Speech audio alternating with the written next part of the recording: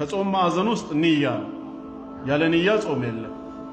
ድንገት አንተ ማታ ሳትነይት በእንቅልፍ ተኝተ ጠዋት ስትነሳ ረመዳን ገባ ስትባል ያው ቁርስ ስላልበላ በቃ ጾመኛ ልሁን ብለህ ልቀጥል ብትል አይቻልም። ረመዳን የግዴታ ጾም ነው።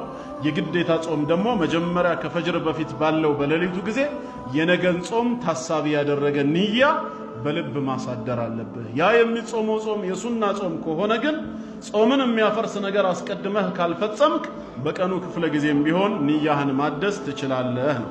ይህን በተመለከተ ረሱል ሰለላሁ ዐለይሂ ወሰለም ምን ብለዋል? መን ለም ዩጅሚዕ ሲያመ ቀብለ አልፈጅር አው ሚነ አለይል፣ ከፈጅር በፊት ወይም በሌሊቱ ክፍለ ጊዜ የጾምን ንያ በልቡ ያላሳደረ ሰው ፈላ ሲያመ ለሁ፣ ጾም የለውም የተባለው።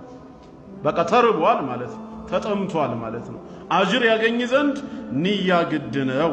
ስለዚህ አንደኛ ንያ መኖር አለበት። ንያው በአንድ ጊዜ ለወሩ ይበቃል ወይስ አይበቃም? በዑለማዎች መካከል ያለ ኺላፍ ነው።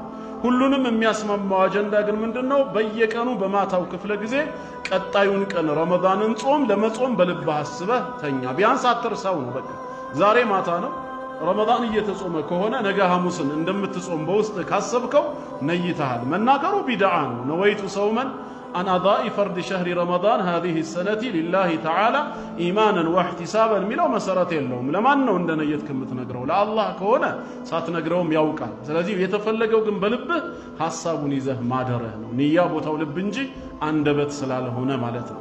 በእያንዳንዱ ሌሊት የቀጣዩን ቀን ረመዳንን ጾም መነየት አለብን። ሰሁር የምትነሳ ከሆነ ለምን እንደምትነሳ መንገር አለብህ። ስለራበህ ነው? አይ አይደለም፣ ጾም ላስር ነው ብለህ ለውስጥህ ከነገርከው ነይተሃል ማለት ነው። ሐሳቡ ንያው ውስጥህ አለ። ስለዚህ ንያን በውስጥ ማሳደር የመጀመሪያው ግዳጅ ነው። አለበለዚያ ዝም ብሎ በድንገት ከተነሳ አይሆንም። ሱና ግን ከሆነ ይቻላል ነው። ረሱል ሰለላሁ ዐለይሂ ወሰለም በጠዋት አንድ ጊዜ እናታችን አይሻ ረዲየላሁ ዐንሃ ባለቤታቸው ዘንድ መጡና ሀል ዐንደኩም ሸይእ አሉ። አንዳችን የሚበላ ቁርስ ነገር አለሽ አሉት። ምንም ነገር የለም በቤቴ ስትል ኢዘን አነ ሷኢም አሉ። በቃ እንደዛ ከሆነ ጾማለሁ አሉ።